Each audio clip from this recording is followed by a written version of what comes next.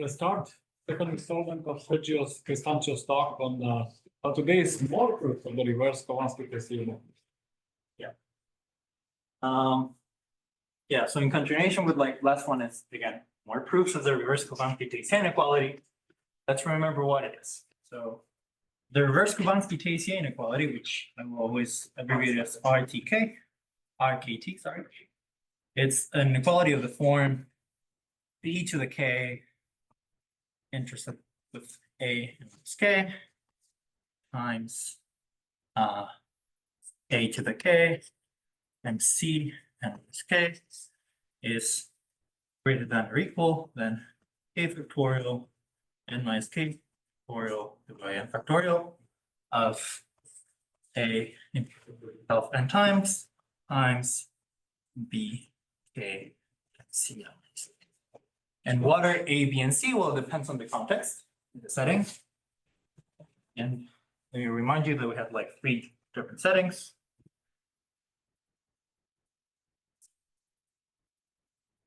We have the first one, which is the Kähler one. So in this case, A, B, and C are 1-1 Neff classes. On a Kähler manifold, and a compact manifold, X compact Kähler, and this is what we did last time. So this last week. But we also have a convex setting where A, B, and C and their intersections are the mixed volumes of some convex bodies. Mixed volumes of convex bodies.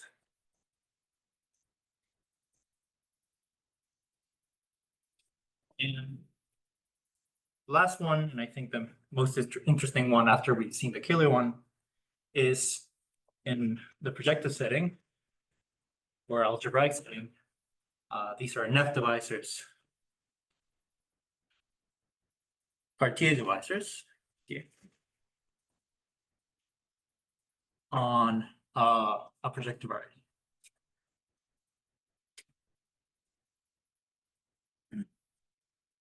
And this proof is going to be a little bit similar to this one, but this one's going to be a little bit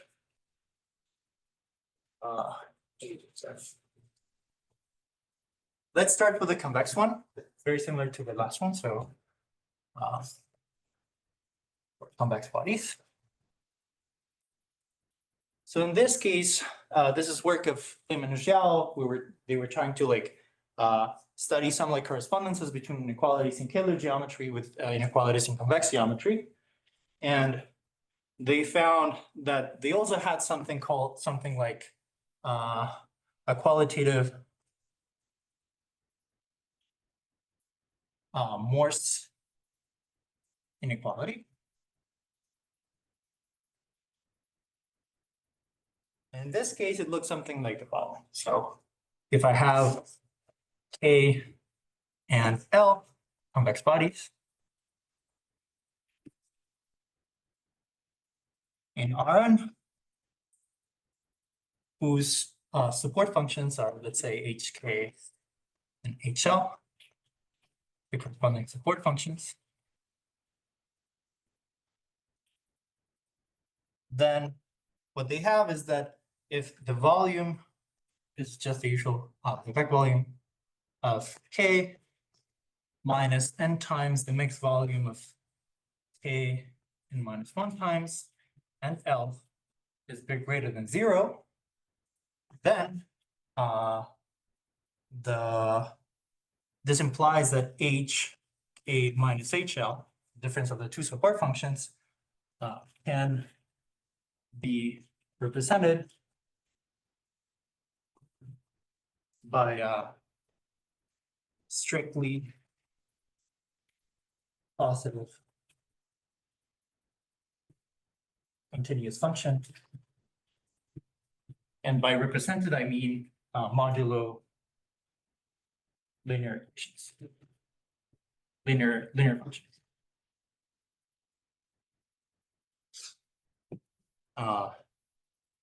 And this should be like interpreted as like something like the volume of HK minus HL is bigger than 0. I don't want to explain exactly, this has a, you can formalize this, but I don't think I want to explain, so I don't need that. Okay, and this qualitative Morse inequality implies reverse Khovanskii-Teissier inequality for convex bodies for the mixed volumes, but in the case of k equals 1. Teissier inequality for. And the proof, in case you've forgotten, is the same as the one in the Kähler setting. So maybe I'll just like a very short sketch. So we may assume. So let me just write it down what I'm trying to prove. I'm trying to prove that the mixed volume of, let's say I have 3 convex bodies, K, L, and M.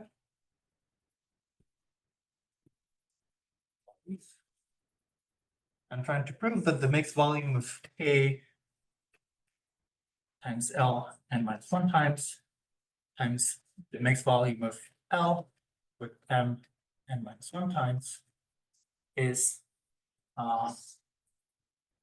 greater than or equal than 1 over n times the volume of L times the mixed volume of K and M. Okay. And again, what's the proof? Very simple. By scaling M, I can assume that these two quantities are the same. So I can assume that V assumes V L M n minus 1 the same as V K M n minus 1. And this in turn means that the inequality that I'm trying to prove so it's just V L n minus 1 is greater than n times 1 is greater than the volume of L. So if I negate it, trying to prove it, so for the sake of contradiction, I assume the negation of this, which is that the volume of L minus n times the volume of K L n minus 1 is straight greater than 0. This is again the qualitative Morse inequality. So by that, I can conclude that H K L minus HK is strictly positive. But then this contradicts the fact that the two mixed volumes are the same. So I can take them the difference, and then that means that I could explain what it means for like the mixed volume of some continuous function here. But yeah, this fact contradicts that these two are V M n minus 1 and is V K m minus 1. I see. Okay. And so this again leads to expecting that an inequality like this one is satisfied by mixed volumes. And they proved it. They proved it. And the proof is like remarkably similar to the one in the Kähler case. So let me state what their theorem is.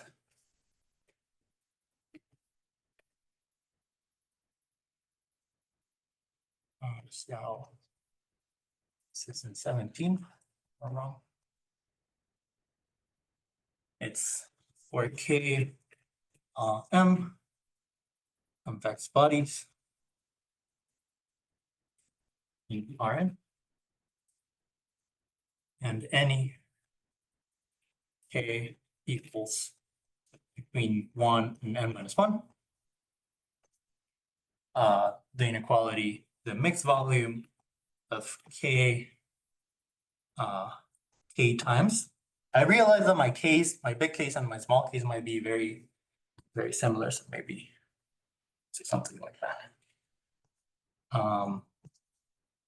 L n minus K times the mixed volume of L K times M minus K times is greater than or equal than n K factorial n minus K factorial divided by n factorial. The volume of L times the mixed volume of K times and M. Okay. Okay. So maybe let's start with the proof here. Proof.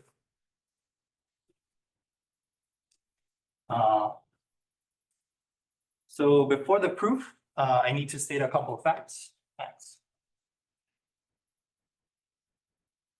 The first one is due to Gromov, I think, 90, which says that if I give you any convex body,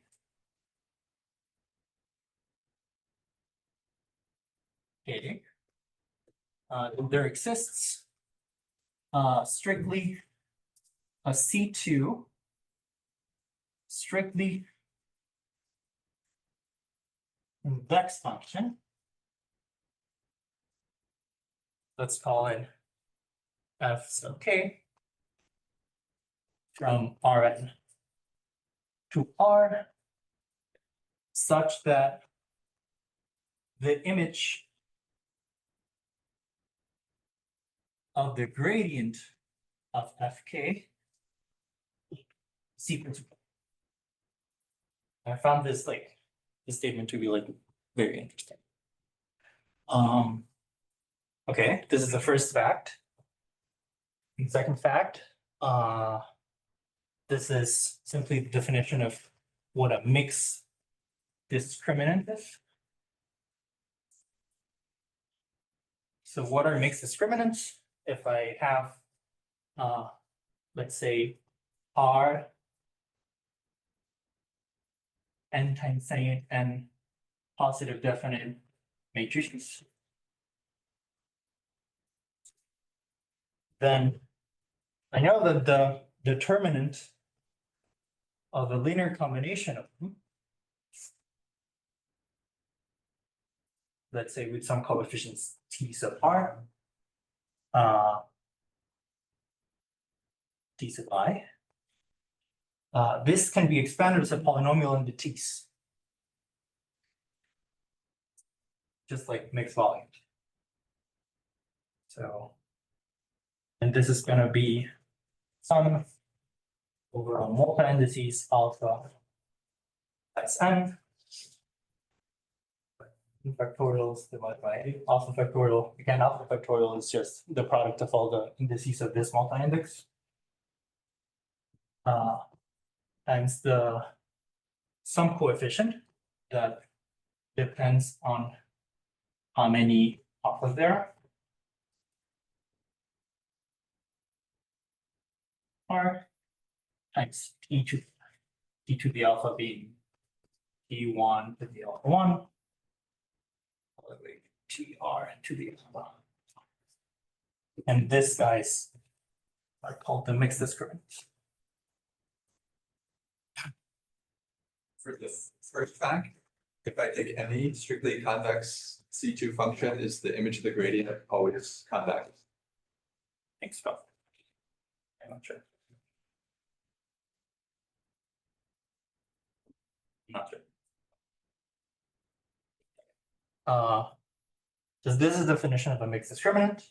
So for example, the mixed discriminant of the same matrix n times, this is just the determinant of that matrix.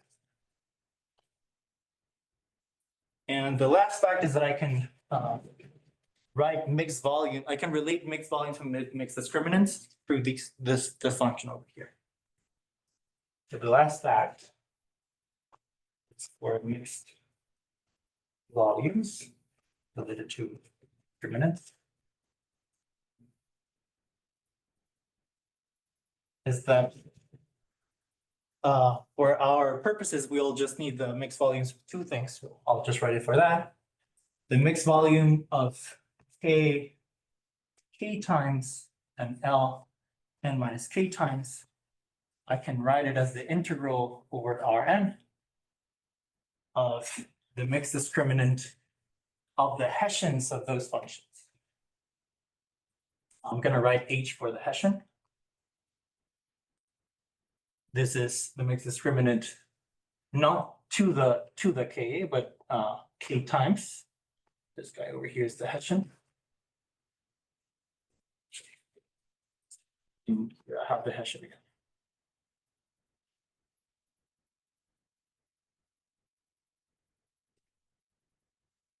And this is true for every pair of convex bodies. If I put any n convex bodies here, then this is true for the mixed discriminant. I'm just like stating it for the one that I need. Okay. Maybe I'll continue here. Okay, and with these three facts, then we can like try to proceed in the same way. So Your Gromov theorem is like difficult theorem? I am not sure. So something that was very interesting to me, at least, is that they described this this Gromov theorem as the analog of trying to solve the type of like differential equations that appear in the Kähler case. So this is like quote unquote like a mass transport solution or something. So you're trying to solve like an analog of like solving the D in the Kähler case is like trying to find that function. I'm not exactly sure how that is like how that analogy exactly goes. That's how they describe it. And so we proceed in the same way. We're going to try to write this product as a product of integrals.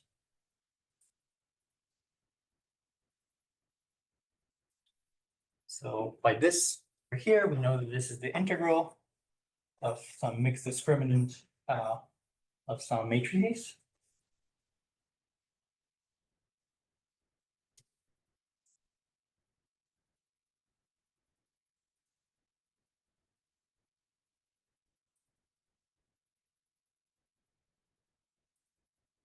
The mixed discriminant of another couple of matrices.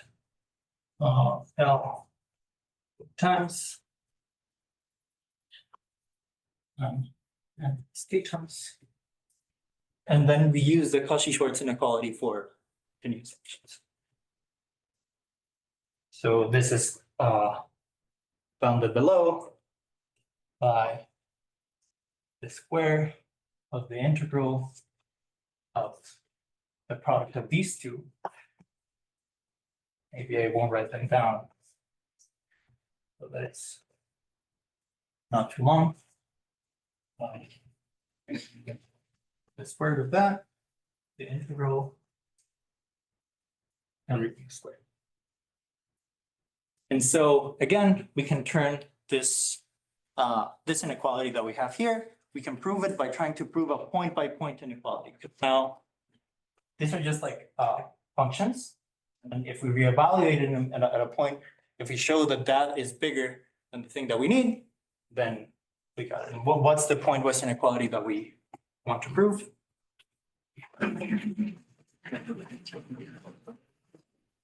Sorry for the disorder. I think I've never had so many boards, so I'm kind of overwhelmed. Yeah, so what's the kind of inequality that we want to prove? Is that at a point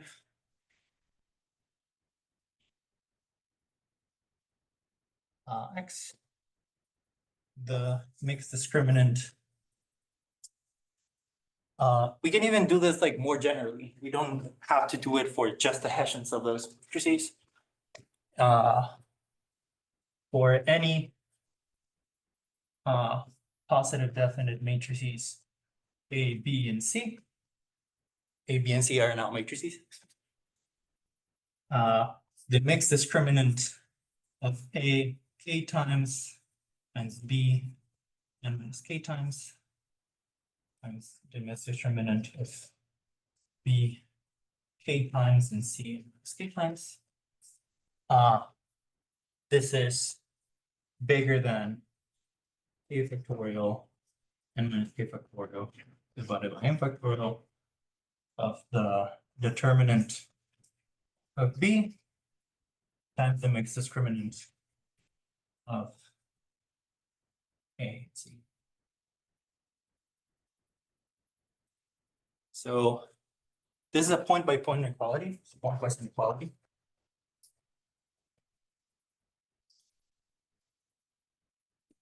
And it's not very difficult to prove. It's essentially the same logic as before.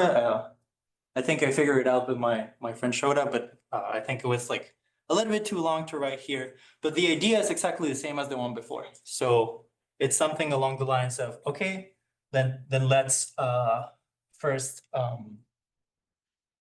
since at a point I can choose a basis in which this matrix diagonalizes, then this two terms simplify as like the product of two sums. And this guy over here becomes just like a subsum of the product of two sums. So it's very similar to the one that we did last week. But I think just for like time's sake, and so I don't have to explain all the properties of mixed discriminants, and it's better for me to say like the proof is very similar. Very similar to the Kähler one.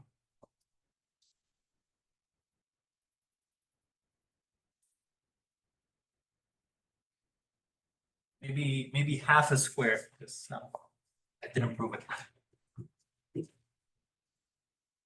Okay. About this time of Gromov, if I take a ball, one ball, what is the F which works for it? No, I didn't study the theorem of Gromov in very detail, so I'm not exactly sure. I have to think about it. Okay. Any more questions about this part of this proof? Okay. Then maybe we can move on to the one that I also find very interesting, this part.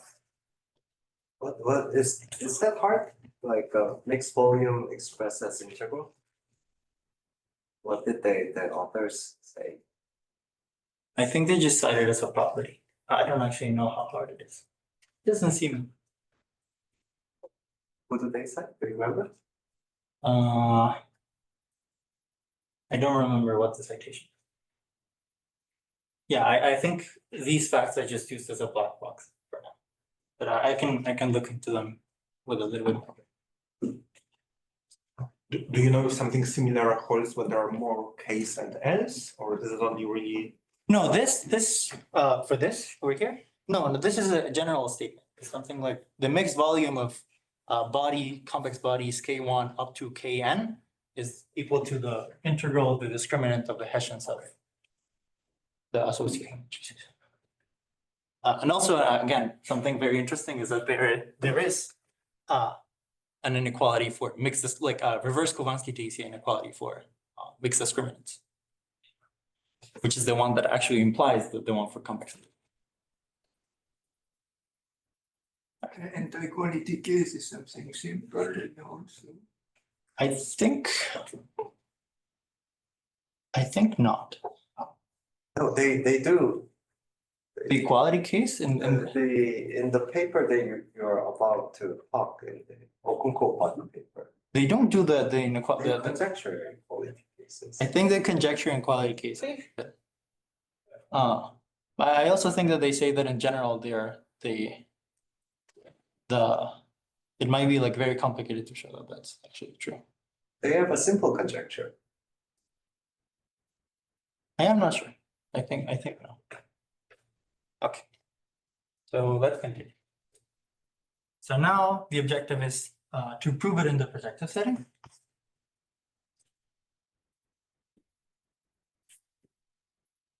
But the interesting thing is that we're going to use a different strategy using Okounkov bodies.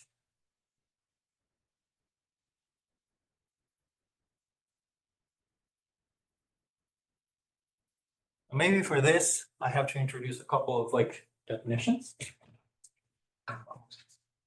See how I phrase it here. Your projective variety don't need to be smooth. Again, You don't need the projective varieties to be. I think they don't need them to.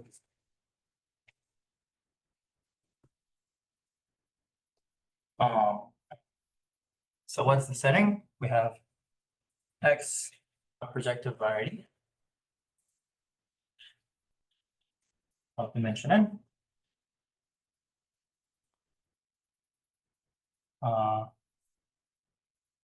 Definition for D divisor in X, or T divisor in X.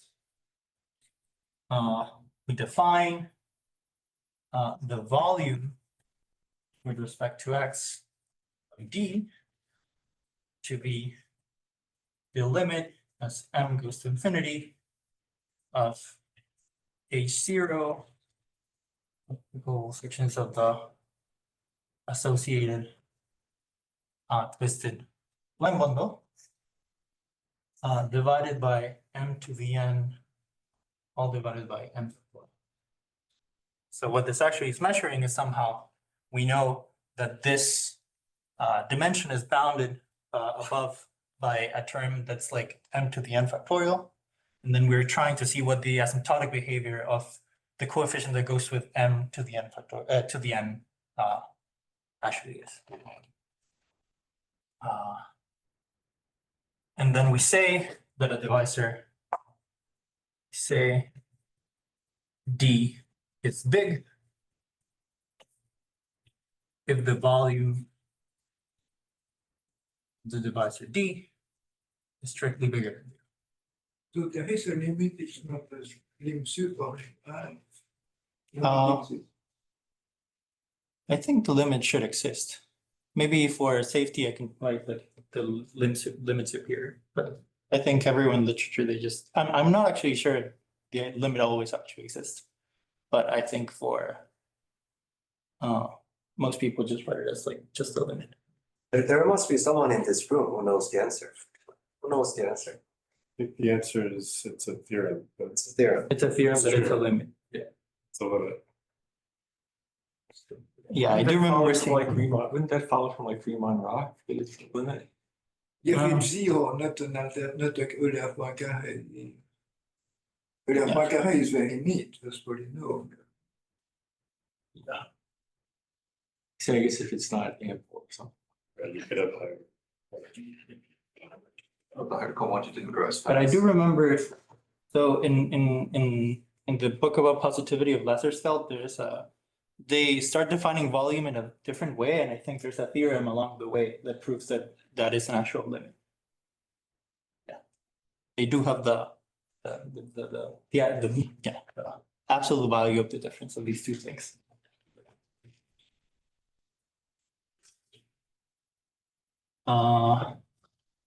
So a comment is that very ample implies big. Already ample. Already ample. Yeah, just ample, but since I'll try to do it for just ample. And another property is that the volume of a divisor or a net divisor is the same as the self-intersection number n times.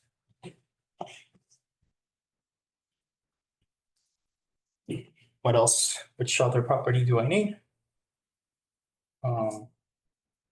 I can also say, I actually move this. I don't think so.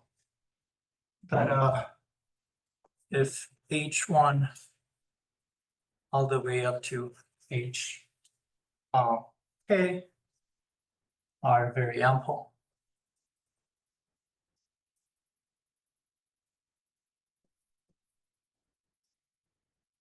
And let's say Z is a very general intersection, complete intersection of these eight very ample divisors. Then the volume on Z of a divisor restricted to this subvariety set. This is the same as D to the n minus k intersected with all these other divisors.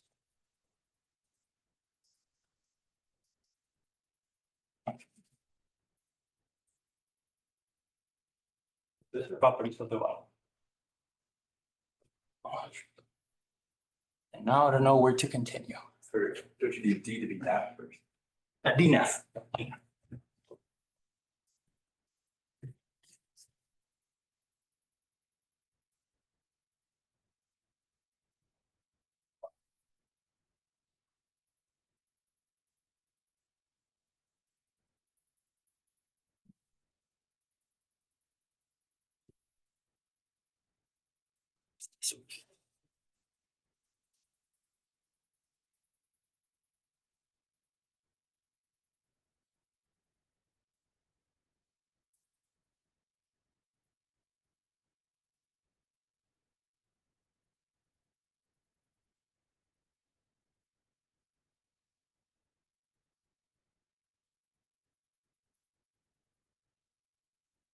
So now let me maybe try to do a short definition of a Okounkov body. Also known as neutral Okounkov body. So here the setting is we fix a flag. Say x dot, which is n properly contained in dot dot dot psi dot x0, which is just a point, of irreducible closed subvarieties. Each of them with the expected codimension of xi I, and all of them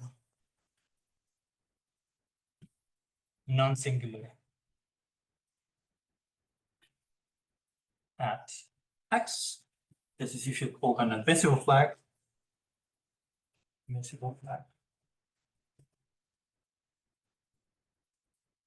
Yeah, this looks like dimension, that doesn't it?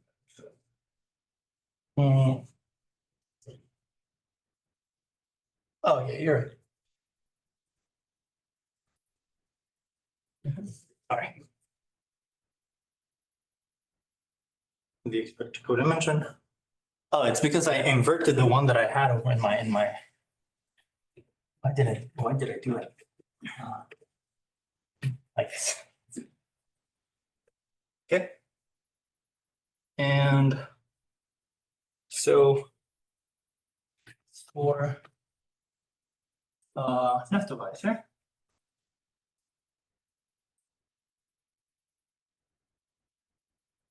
D.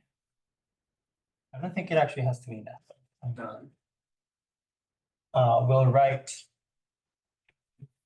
not nest. Let's say for a big divisor D, we're gonna write the linear system DQ to be all the effective divisors D prime. They're linearly equivalent to D with coefficient Q. Okay. And we have the following valuation-like function.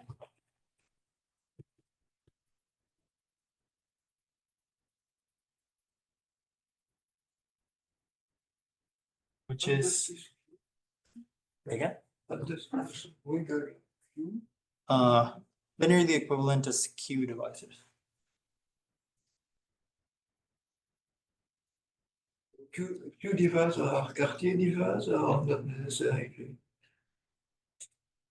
Yeah, they're still Cartier.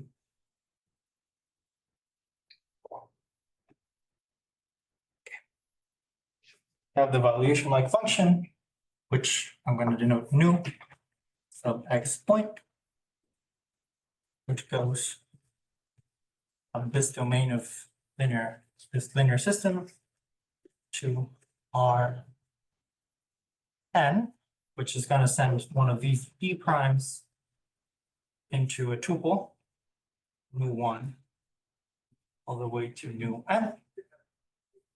And these nus are multiplicities that are defined inductively. I think he's on the way. Where nu1 is the multiplicity of d prime at x1, one over here. And then after that, we define d1 prime to be d prime minus nu1 times x2. And the rest of the multiplicities are defined inductively. And nu I plus 1 is the multiplicity at x I plus 1 of di restricted to I x. And then we define the I plus 1 to be I was actually thinking the same, so I was. I minus I plus 1 x I plus 1. And here d has to be restricted to x.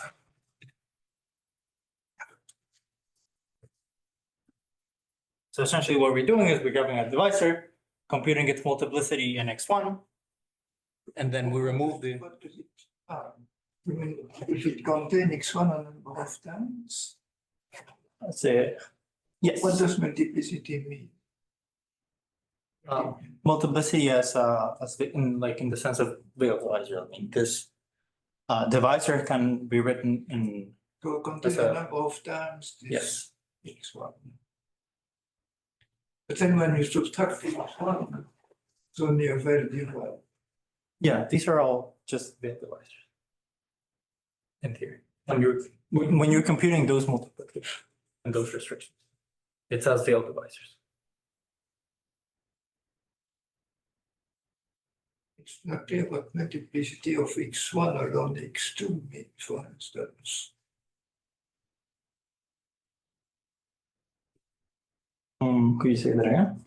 So as you subtract x1, so for the next stage, you need to know what it means multiplicity of x1 along x2. Only of restriction of di to x1 along. You already do that while you restrict. That should be di prime, right? All of these are primes. Prime. You're taking out all of the copies of x1 before you restrict. Yes.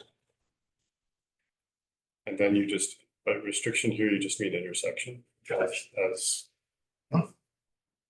beta divisors. But Not exactly sure. I think it was alignment of these much easier. Yeah.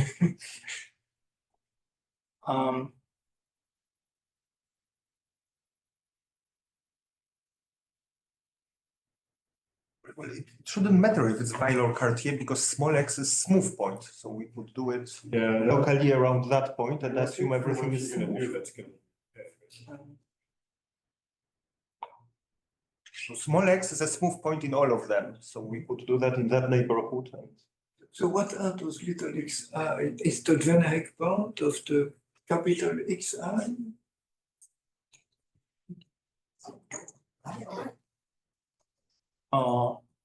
No, those are actual, no, those are the actual x's. All capital. Okay. Everything is capital. Yeah, everything's capital. but I think it would be the same as you said if we took a generic point of xi and compute the multiplicity at that point. I mean, we can compute those multiplicities locally because those are always smooth, right?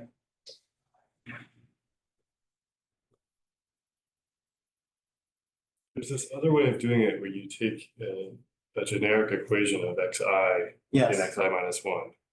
And these can be different. That's the confusing thing. But they're the same up to some indeterminate unit triangular chain group. Yes, I've seen the other way to define them, but And it's not clear that each one is not defined locally by one equation. Right. So- Right, like in the neighborhood of the smooth point, it will be. So But which part are smooth? only the little x, there is one. there's little x. At the least one. Yeah. Ah, You can like choose a system of parameters around that point. Hmm. But that can be different from what you're doing, I think. Not sure. Yes. So it's the same. I think it's the same up to some, change of coordinates. The volume will be the same. But there's not like a uniquely defined equation of the Cartier divisor and next to it. It's not a single equation. So it can depend on your choice. But just believe for now that this definition makes sense. If everything's a line bundle, everything you said is totally clear, right? Yes. Okay, Which will be true in the application. I think that's right. People are work locally around this, and they look in the local link. Just looking at some definition. Yeah, but- I mean, that's the definition. So you have to look in. Okay. Maybe let's Which one did you?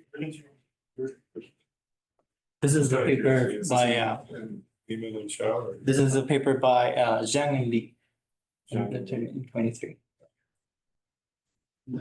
This absolute value DQ, that is a subset of the weight divisors with Q coefficients, is that? I mean, but they're effective. Okay. So this is the evaluation like function. And then the Okounkov body.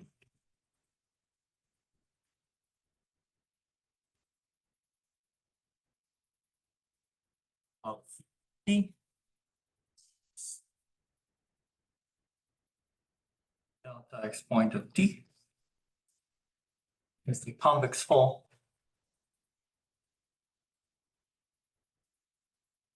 of the image of new x of the linear system.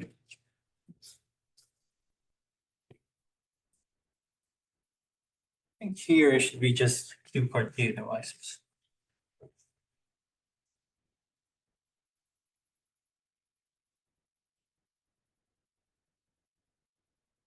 And what is the remarkable property about Okounkov bodies? Okay.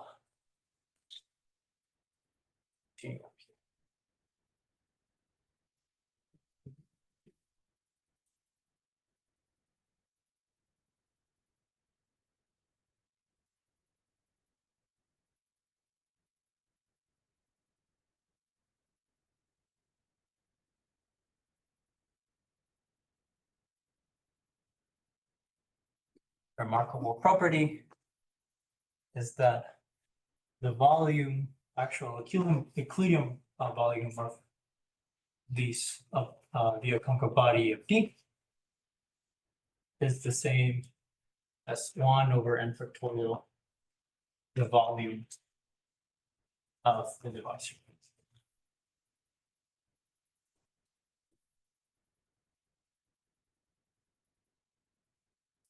And with this observation, then we can like try to proceed to prove reverse Khovanskii-Teissier. So let me write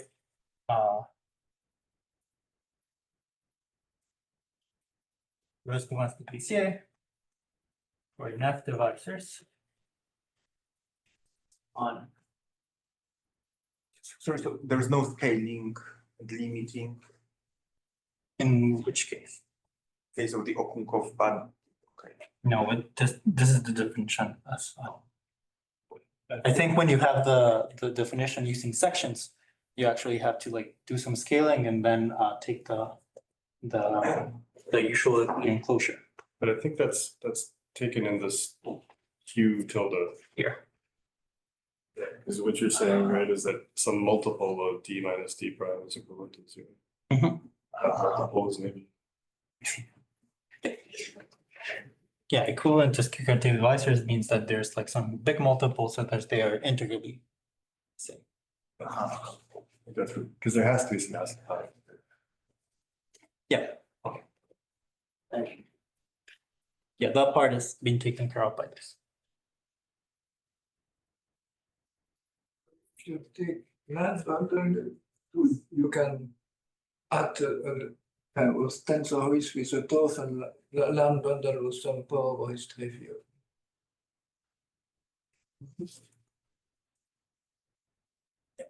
The common class will be the same in rational cohomology, but maybe not integral.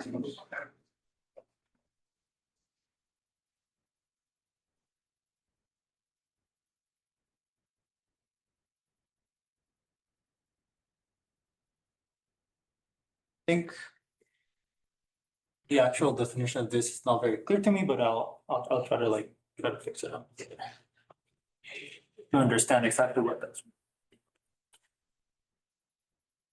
Okay. But let's assume that makes sense. And then in this case, let me try to rewrite reverse Khovanskii-Teissier in the following way. So I'll write it as B CMSK. I'm writing it the other way around. 1 over n factorial times a to the n is less than or equal than 1 over k factorial a to the k times e to the n k times 1 over n minus k factorial b to the k, sorry, a to the n minus k and b. So if I write it this way, and then maybe now I say, I'm trying to prove this. So let's suppose A, B, and C are all very ample. And then I also fix Z to be the complete intersection representing this intersection. And then Y to be the one representing this intersection. These are, let's say, very general of the intersections.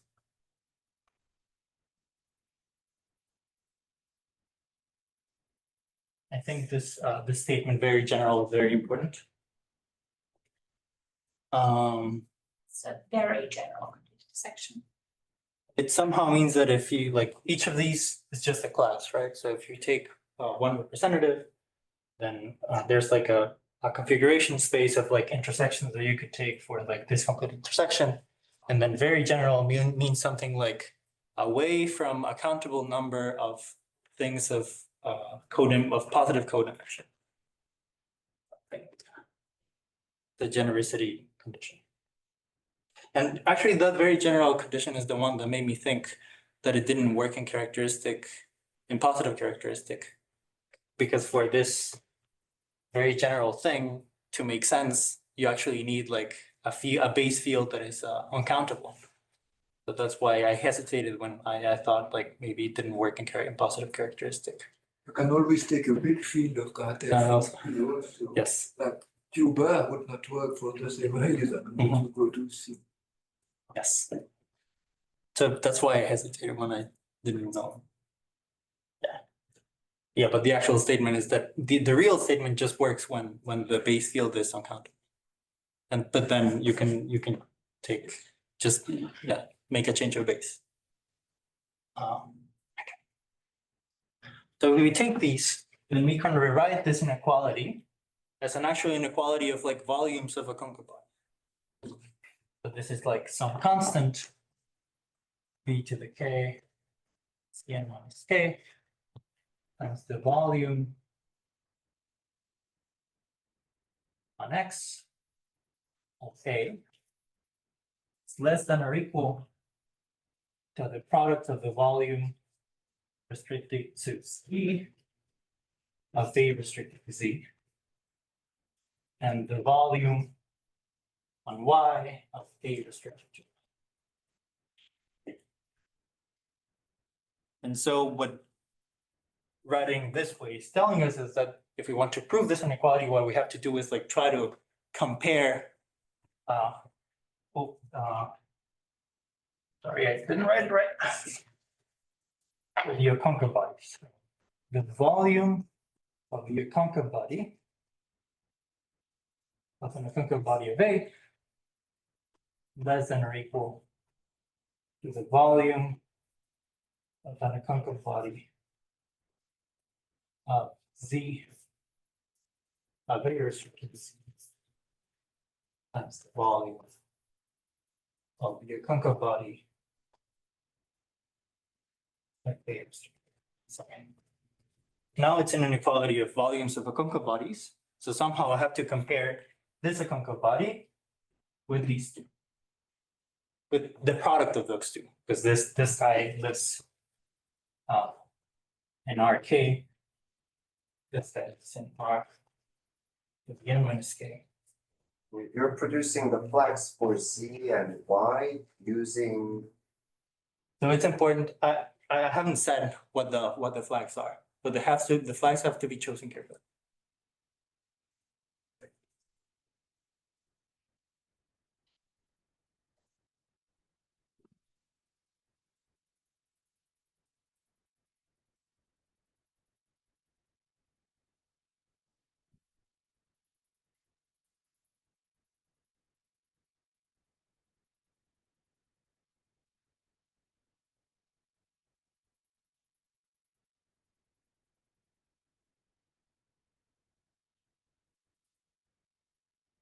I have trouble reading so far. So which factors would you? These are actual just Euclidean volumes. Like But of A restricted to a complete intersection. yes.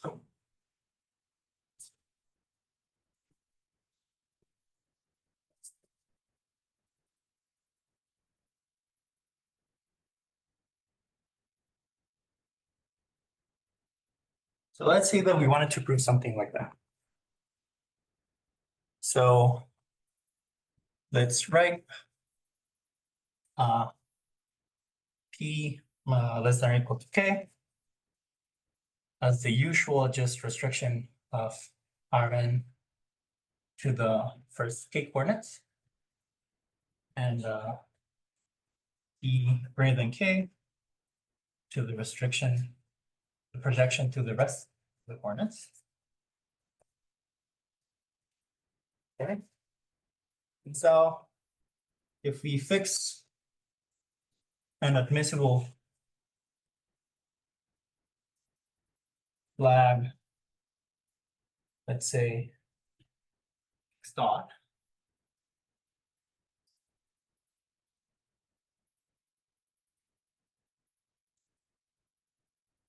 we have two non-uniquely induced, let's fix an admissible flag like this one, such that x k is y, which is this very general and complete intersection.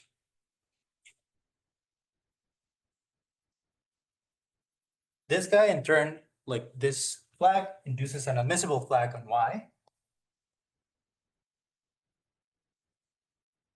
which is just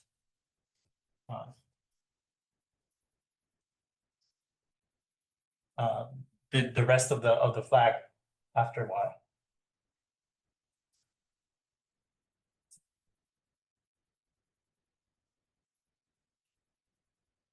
But it also induces a flag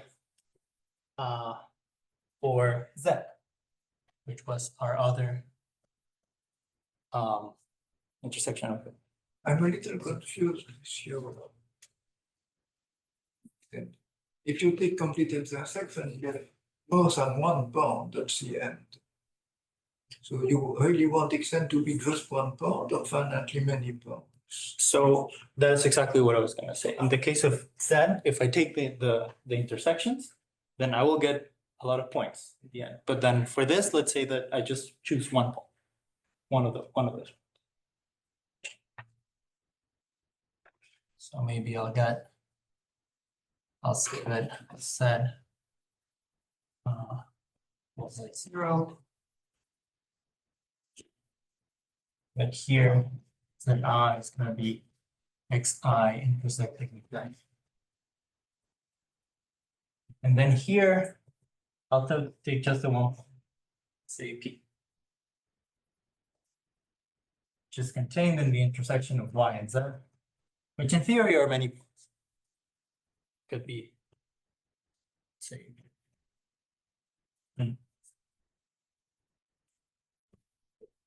We care whether that's a multiplicity free point. They're very general. So they Very general solution. They should be reduced. Yeah. So with this setting, something that we can prove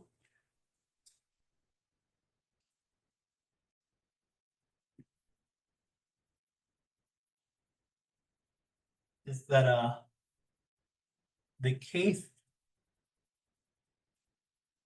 the projection to the last n-k coordinates of the Okounkov body of A is contained in the Okounkov body with respect to y of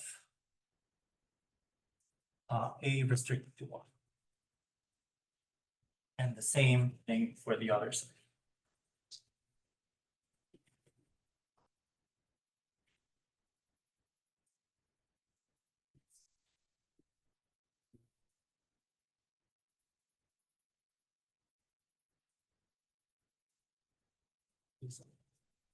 And the proof is this is not very difficult. It's just an issue of like writing the definitions of what these things should be.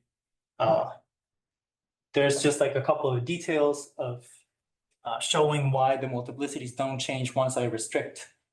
But this is due to the fact that we're choosing like very general complete intersections. So in general, this almost follows by definition.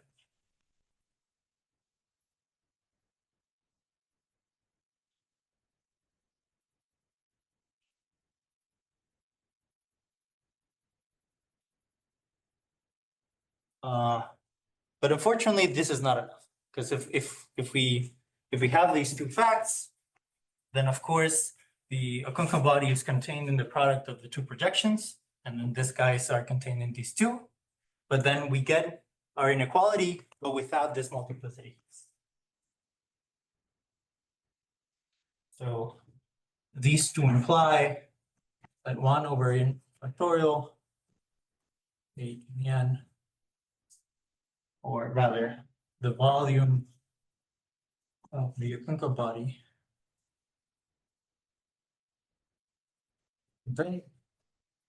is less than or equal to the product of these two volumes.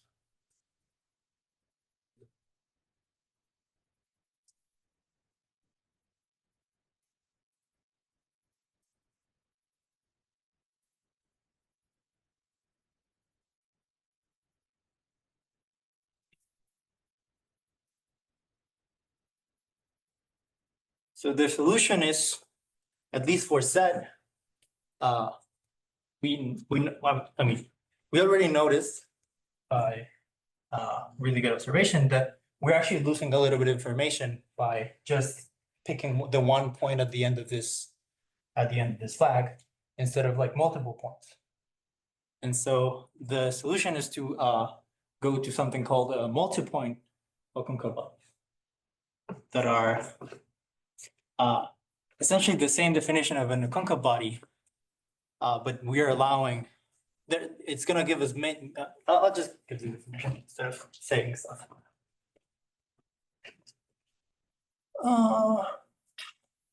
Maybe where do I want this definition? I'll override this definition over here.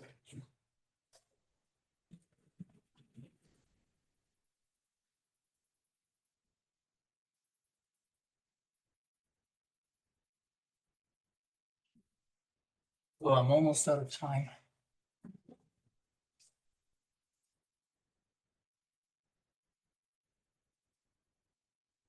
The definition is pretty much the same, but now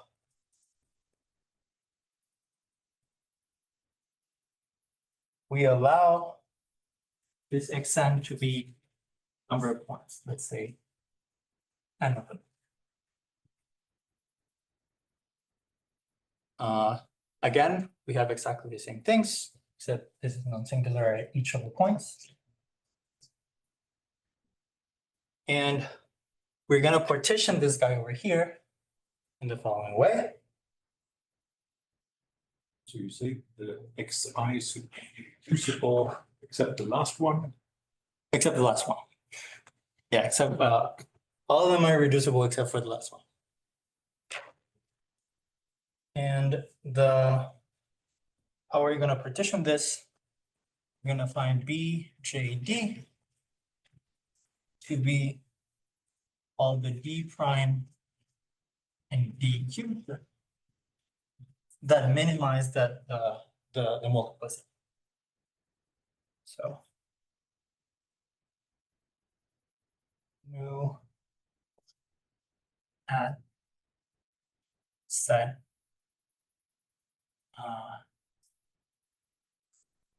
just for PJ. Prime this case is n. It's less than or equal than the multiplicity like Pi P from n for all I. Sorry if I'm going up. I'm a little bit disorganized, but I'm almost out of time. But yeah, so the point is that we're gonna split this guy over here by the ones that are minimizing the ones in each of the J's. So B's of J is the ones that minimize the multiplicity in the last one. And through the valuation-like function, the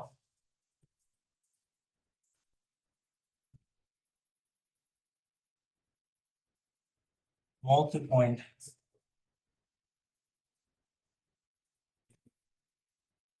of a body, let's say delta x dot comma ej, where E is again just a convex hall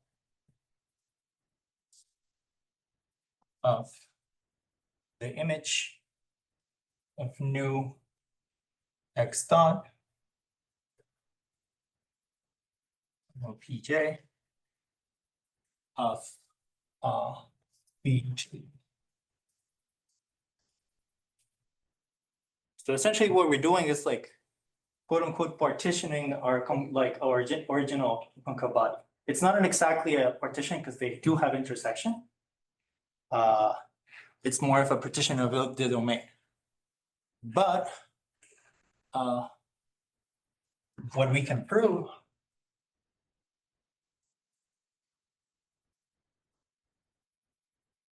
is that so maybe I'll just say two more things. we can prove that the well, 1 over in factorial the volume of our divisor is the same as the sum over all points of our partitioned Okounkov. So the volume is still preserved, but in the sum of all, even though they're not a partitioning of the original. The volume of the body of J.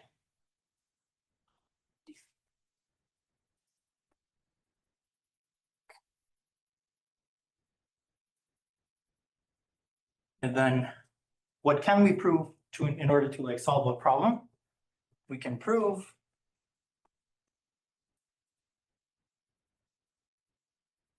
that actually the projection onto the first n coordinates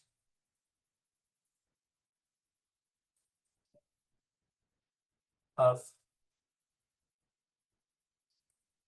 the Okounkov body of A is contained in the intersection of all of these Okounkov bodies.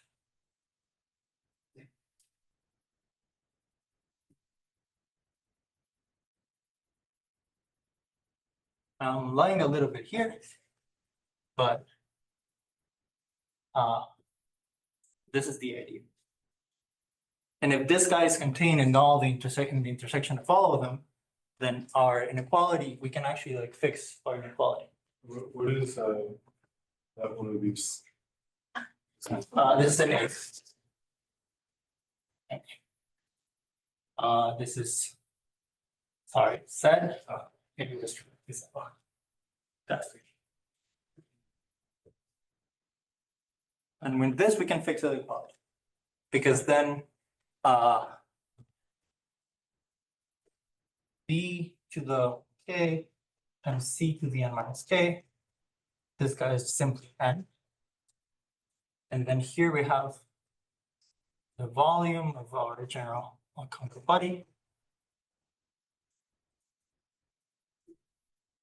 And since we have N copies of this guy, and we can bound each of these volumes by the product of one of these volumes and the one for Y, and this is less than or equal than the sum J equals 1 when of the volume of each of these times the volume of the other.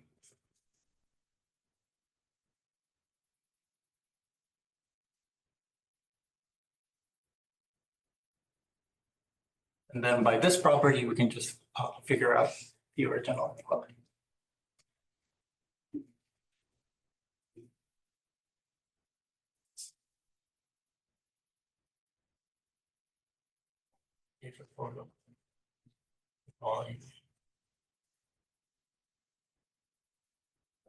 Is that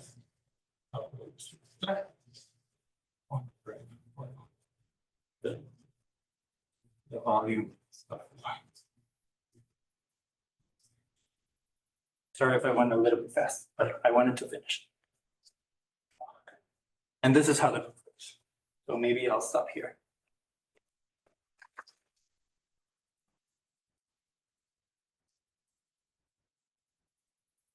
Questions? There ought to be many because like I went through this very fast. Sorry, so you use this multi on Z and on Y you use? No, because that was not a problem. Okay. The point is that when we On Y you use just the usual one? That's the usual Okounkov body. The thing is that yeah, the problem again was that when we induce a flag on Z, then we don't end with just the one point, and with many. And so we somehow have to like keep that information to get this body.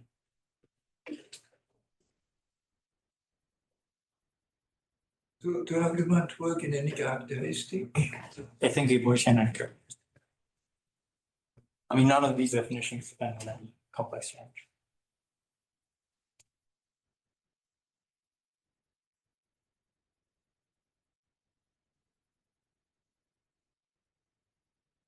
Right. Thanks, Sergio again.